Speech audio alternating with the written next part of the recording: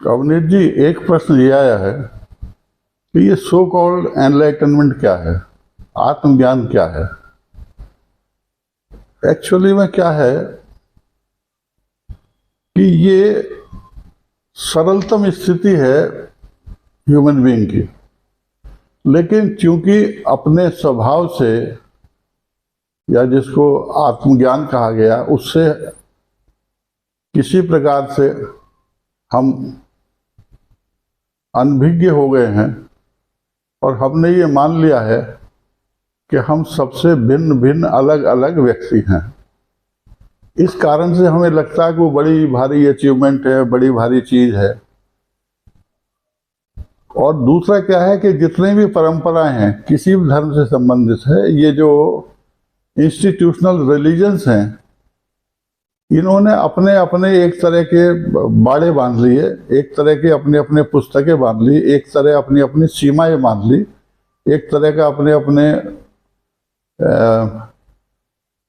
Etiquettes बांध लिए, क्या चीज़ ठीक है उन धर्मों में, क्या चीज़ गलत है। तो उसकी वजह से जो हमारी सोच है उसके अनुसार हो गई जिसमें हम पैदा हुए। जबकि जो व्यक्ति, कोई भी व्यक्ति जिसके अंदर अपने को जानने की प्यास उठेगी, वो सबसे पहले उसको ये देखना चाहिए कि वो जो इस समय कर रहा है धर्म के नाम पर, क्या उसमें कुछ सच्चाई है, क्या उसमें कोई वास्तविकता है, या केवल मैकेनिकली रिपीट किए जा रहे हो, या केवल व्यवहार में है। और व्यवहार भी वो ऐसा है केवल जब वह पूजा पाठ करता है तभी तक सीमित है। दुकान पर बैठ करके उल्टे सीधे काम करता है, बेईमानी करता है, झूठ बोलता है।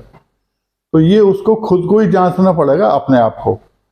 जब वो जांच लेगा तब उसकी समझ में ये बात आएगी कि जो मेरे माता पिता कर रहे थे, जो मेरे नाना नानी कर रहे थे, दादा दादी कर रहे थे, उतना ही मैं कर रहा हूँ जो मुझको घर में सीखने को मिला। अच्छी बुरी बात नहीं है इसमें, लेकिन उसको ये सोचना चाहिए कि उसको जो अपने परिवार से मिला है, क्या उसके द्वारा वो अपने को जान पाया? बिल्कुल भी नहीं। तब उसे क्या करना है? तब उसे दूसरी ओर दृष्टि अपनी घुमानी पड़ेगी। जो कुछ वो कर रहा है वो उसको छोड़ना पड़ेगा।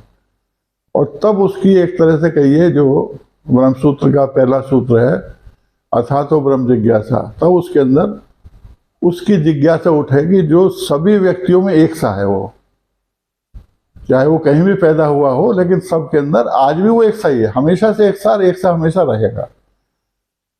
तब उसको जो है ये बात समझ में आएगी कि भाई ये तो बिल्कुल अलग चीज है। तब उसको उसके अपनी स्थिति के अनुसार ही पुस्तकें, किताबें, मित्र और गुरु अपने आप मिलेंगे। अपने आप उसके साथ उस प्रकार की घटनाएं होंगी जो उसको आगे की ओर बढ़ाएंगे।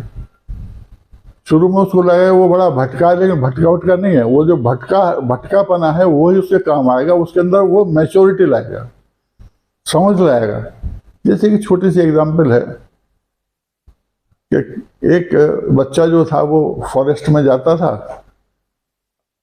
अनाथ था वो। वहाँ एक बूढ़ा व्यक्ति रहता था, सन्यासी टाइप। उसके घड़े से पानी पी लेता था वो, और जंगल से लकड़ी काट के बेचता था, अपने गुजर बसर करता था। कभी कभी जब घड़े में पानी नहीं होता था तो वो पानी भी भर देता था। तो धीरे धीरे कई साल बीत गए। तो एक दिन उसने, बच्चे थोड़ा बड़ा हो गया होगा, तो उसने कहा साधु से कि सब कुछ मेरी तरफ भी देखो, कुछ मुझे भी बताओ, आप तो लगता कुछ मालूम है आपको। बोला क्या चाहिए? बोले जी मुझे कभी कभी लकड़ी नहीं बिकती है, मुझको भूखा सोना पड़ता है। तो उन्होंने कहा अच्छा तू ऐसा कर, इस दिशा में जाना और तुझको वहाँ कॉपर के पुराने बर्तन मिलेंगे, उनको बेच करके जितने ले जा सके उतने ले जाना, लेकिन किसी को बताना मत, वरना तुझको मार देंगे लोग, उसको कब्जा कर लेंगे आ करके। ऐसे हुआ। फिर वो और बढ़ी उसकी प्यास, और खर्चे बढ़े। तो फिर दूसरी तरफ उसने संत ने भेजा, वहाँ चांदी का सामान था। तीसरी तरफ भेजा, वहाँ सोने का था। और वो इतना होते होते उसके बाल बच्चे हो गए, शादी ब्याह हो गई, बहुत बड़ा आदमी हो गया, बम्बई में बुलियन मार्केट में उसका नाम हो गया। फिर उस दिन एक दिन पास आया, बोला जी अब काम नहीं चलता, बार बार जाना पड़ता, खतरा होता हवाई जहाज में सोना पकड़ा जाए, ये पकड़ा जाए, वो पकड़ा जाए, और बताइए। तो वो हंस कर अच्छा चौथी तरफ चले जाओ। वहाँ हीरे जवाहरात थे, तो वो अपनी कुर्ते की झोली में इस तरह से भर रहा था, मतलब अचानक उसे याद आया कि ये जो भूखा नंगा बैठा है इसको सब पता है, इसके पास कोई ऐसी चीज है जो इन सब चीजों से ऊपर है। अब देखिए यहाँ उसको समझ घटित हुई, यहाँ उसको मैच्योरिटी घटित हुई, ये सारा उसका भटकाव था एक प्रकार का। तो उसने झोली उसने वहीं खोल दी, गिर गई उसकी, और रोता हुआ वो साधु के पास पहुंचा। तो महाराज आपने मुझे बहुत बेवकूफ़ बनाया, अब आप मुझे वो बता दो जो आपके पास है। तो उन्होंने कहा, अरे पगले मैं तेरी वजह से जिंदा हूँ भाई, मैं तेरे को देख रहा था कि तू कब तेरे को समझ आएगी इन बातों की, अब तू मेरे पास बैठ जा, अब मैं तेरे को सब।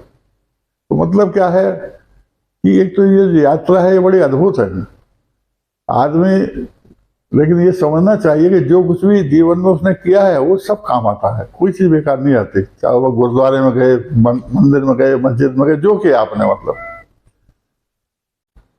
अब आए कि उसका स्वरूप क्या है, एनलाइटमेंट क्या है।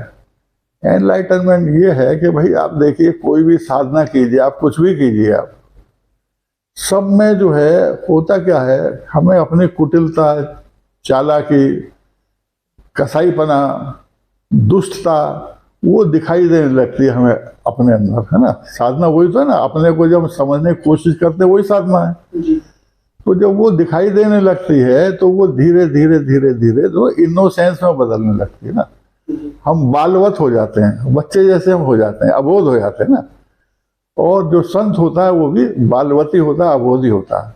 तो इसी को प्रिपरेशन ऑफ द ग्राउंड कहा गया। जब हम इस स्थिति में हो जाते हैं तो अचानक घटना होती है और इनसाइटफुल अंडरस्टैंडिंग घटित होती है और हम अपने स्वभाव में स्थित हो जाते हैं। अब वो स्थिति क्या है, वो स्थिति ये है कि अभी तो हम होश में रहने का प्रयास कर रहे हैं। जब हम एफर्ट कर रहे हैं ना, साधनाएं जितनी भी हैं वो होश में रहने का एफर्ट है, होश में रहने का प्रयास है।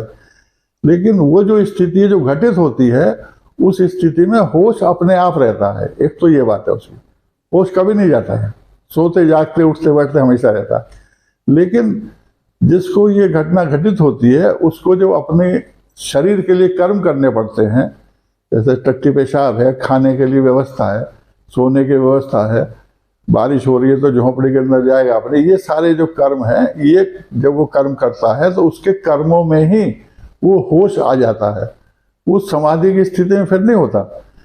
अकेला जब होता है, बिना कर्म किए हुए होता है, तब वो अद्वैत में होता है, एक होता है, उसका अपना होना, सत्य का होना एक ही है। लेकिन जब वो कर्म करता है तो उसके कर्मों में ही वो स्थिति रहती है, फेस टू फेस नहीं रहता, द्वैत में होता है। लेकिन वो जो कर्म है वो भी निष्काम कर्म जैसे ही होते हैं। दूसरी बात क्या है, जो एनलाइटनमेंट है उसमें जैसे आपको पता है कि जो भी हमारा कर्म है वो विचार से शुरू होता है। तो उसमें क्या है कि कोई भी विचार मानस पर ऐसा उठ ही नहीं सकता जो दिखाई ना दे। आम संसारी की हालत क्या है कि जब कर्म हो चुका होता है तब उसे पता पड़ता है, तब कहता अरे भागा ये क्या हो गया मुझसे, है ना। लेकिन जो एनलाइटेंड पर्सन है उसको विचार उठता हुआ ही दिखाई दे जाता है। अगर वो विचार कर्म तक पहुंचने वाला है तब तो वो पहुंचेगा, अदरवाइज वहीं वो ड्रॉप हो जाता है। जब ड्रॉप हो जाता है तो वो आगे बढ़ेगा ही नहीं। तो वो जागरूक रहता है, जागरूक रहना ही। तो इसमें कोई ऐसी ब्रेक अपॉन बात नहीं है, इसमें कोई क्या अहंकार की बात होगी भाई। अगर आपने अपने को जान लिया तो इसमें किसी के ऊपर एहसान थोड़ा किया आपने। लेकिन ये जो दुकानदार बैठे हुए हैं इन्होंने इसको इतना महिमा मंडित कर दिया है कि एनलाइटनमेंट होना जैसे बड़ी खास बात हो गई। खास बात कुछ नहीं है, ये सबसे साधारण बात है। इसमें आदमी अपना भला करता है। अब जैसे कहने को तो ये कहा गया कि जो भी एनलाइटनमेंट जैसे होता है उसके 7 पीढ़ी आगे की 7 पीढ़ी पीछे की को भी लाभ होता है। अरे भाई, जो जागरूक हो गया है, जो एनलाइटन हो गया है, उसकी कोई पीढ़ी बची नहीं। अब उसके सारे कर्म खत्म हो गए, वो किसी का है ही नहीं यार, वो सबका है। इसलिए जो है कोई ऐसा नहीं है। एनलाइटमेंट जो है सरलतम स्थिति है और वो हमारा सबका अपना अपना स्वभाव है।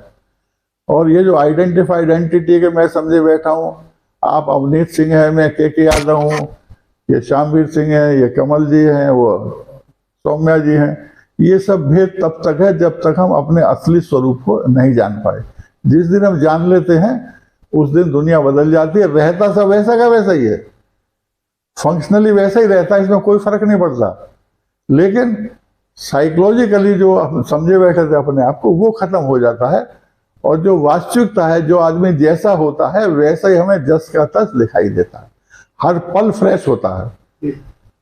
तो इसमें कोई एनलाइटमेंट कोई ऐसी नहीं है कि जिसमें आदमी को अहंकार हो गई, बल्कि इसमें तो ऐसा समझिए जैसे कि फलदार पेड़ जैसे झुक जाता है, इसी तरह से जो संत होता है वो तो सबके अपने शेयर करने को तैयार रहता है, और वो बड़ा अनुग्रहित होता है अगर कोई उसको सुनता है तो। Thank you very much.